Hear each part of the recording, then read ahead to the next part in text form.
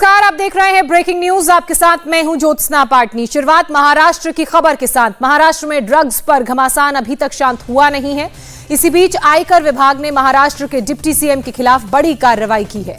सूत्रों के हवाले से खबर यह है कि इनकम टैक्स डिपार्टमेंट ने अजीत पवार की 1000 करोड़ की प्रॉपर्टी अटैच की है। कुल 5 संपत्तियां अटैच की गई हैं। इनमें नरिमन पॉइंट का निर्मल टावर भी शामिल है। इनकम टैक्स डिपार्टमेंट ने पिछले महीने अजीत पवार की बहनों की कंपनियों पर भी छापा मारा था। तो इस वक्त की बड़ी खबर हम आपको बता रहे हैं और इस खबर पर और डिटेल हमारे सहयोगी राजीव सिंह से लेते हैं। राजीव, ये बड़ी खबर जो महाराष्ट्र से आ रही है, इस पर और क्या डिटेल अपडेट आपके पास? देखिए, ऑर्डर किया गया इनकम टैक्स डिपार्टमेंट की तरफ से और अजीत परिवार जिनके खिलाफ पूरे मामले की जांच चल रही थी, उनके लिए बड़ा झटका माना जा सकता है। एनसीपी के बड़े नेता हैं, राज्य के उप मुख्यमंत्री हैं। मुंबई, महाराष्ट्र से लेकर गोवा और दिल्ली तक की लगभग 1000 करोड़ से ज्यादा की प्रॉपर्टीज है। इसके लिए प्रोविजनल अटैचमेंट ऑर्डर इश्यू किया गया है, यानी कि इन प्रॉपर्टीज पर इनकम टैक्स डिपार्टमेंट की नजर है, उनकी जांच चल रही है। इन प्रॉपर्टियों के लेन देन में गड़बड़ी का अंदेशा है। प्रोविजनल अटैचमेंट ऑर्डर का मतलब है कि अभी इस प्रॉपर्टीज को, ये प्रॉपर्टी जिनके नाम पर है, वो लोग इस प्रॉपर्टीज को लेकर किसी तरह का कोई भी डिसीजन नहीं ले सकते। अगर उस प्रॉपर्टीज कर बेचनी है, खरीदनी है, प्रॉपर्टीज लेकर उससे कोई डिसीजन नहीं ले सकते हैं।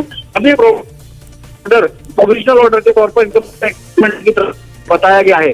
जी, कुल मिलाकर एक बड़ी कार्रवाई जरूर इनकम टैक्स डिपार्टमेंट की तरफ से की गई है। फिलहाल अगली बड़ी खबर का रुख करते हैं। अगली बड़ी खबर वसूली केस से जुड़ी हुई है। थोड़ी ही देर में महाराष्ट्र के पूर्व गृह मंत्री अनिल देशमुख को कोर्ट में पेश किया जाएगा। ईडी ने 100 करोड़ के वसूली केस में अनिल देशमुख को गिरफ्तार किया है। कल 13 घंटे की पूछताछ के बाद ईडी ने अनिल देशमुख को गिरफ्तार कर लिया। देशमुख का आज मेडिकल कराया गया। थोड़ी ही देर में उन्हें अब कोर्ट में ले जाया जाएगा, वहां पर उनकी पेशी होगी। तो दूसरी बड़ी खबर वसूली केस से जुड़ी हुई है।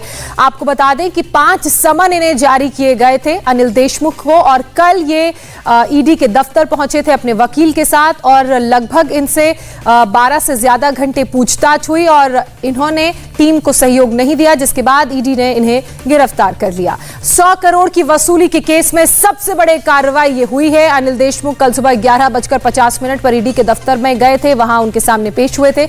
इसके बाद अनिल देशमुख से पूछताछ शुरू हुई और पूछताछ के बाद रात 1:15 पर अनिल देशमुख को गिरफ्तार कर लिया गया और आज अनिल देशमुख को कोर्ट में पेश किया जाने वाला है अब से कुछ ही देर में। देशमुख गिरफ्तार कैसे हुए, इसके बारे में भी आपको बताते हैं। दरअसल मुंबई के पूर्व पुलिस कमिश्नर परमबीर सिंह ने उन पर 100 करोड़ की वसूली का आरोप लगाया। जांच शुरू हुई तो ईडी ने मनी लॉन्ड्रिंग का मामला दर्ज किया।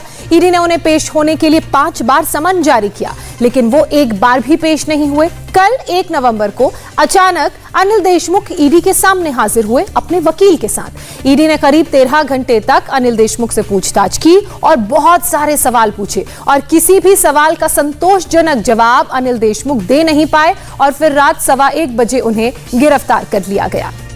देशमुख की गिरफ्तारी क्यों हुई है, यह समझना भी जरूरी है। अनिल देशमुख पर 100 करोड़ की वसूली का आरोप है। वसूली केस में मनी लॉन्ड्रिंग का एंगल भी सामने आया है। पहले सीबीआई जांच शुरू हुई, फिर जांच में ईडी की भी एंट्री हुई और उसके बाद कल ये ईडी दफ्तर पहुंचे और संतोषजनक जवाब नहीं मिले तो इन्हें गिरफ्तार किया गया। अनिल देशमुख की महाराष्ट्र के गृह मंत्री से गिरफ्तारी तक की पूरी टाइमलाइन अब आपको दिखाते हैं। 20 मार्च 2021 को आईपीएस परमबीर सिंह ने सीएम उद्धव ठाकरे को एक चिट्ठी लिखी, 100 करोड़ की वसूली का आरोप लगाया। इसके बाद 5 अप्रैल 2021 को अनिल देशमुख ने गृह मंत्री के पद से इस्तीफा दिया। 10 मई 2021 को मनी लॉन्ड्रिंग केस में अनिल देशमुख के खिलाफ मामला दर्ज किया गया। 26 जून 2021 को अनिल देशमुख को ईडी का पहला समन मिला।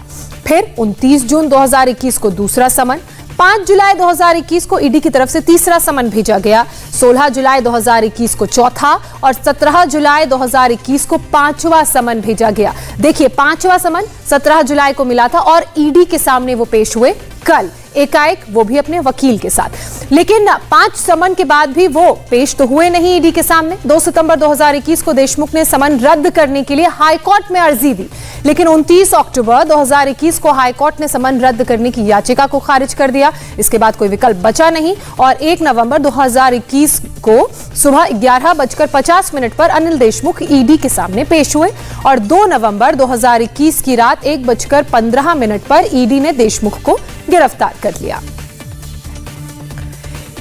ईडी के सामने पेशी से पहले अनिल देशमुख ने वीडियो मैसेज भी जारी किया था। इस मैसेज में उन्होंने आरोपों को गलत बताया और कहा कि उन्होंने जांच एजेंसियों की पूरी मदद भी की है। ईडी के अधिकारियों ने जब हमारे घर में छापे मारे तब मैंने, मेरे परिवार ने, हमारे सभी सहकारियों ने उनको पूरा कोऑपरेट किया।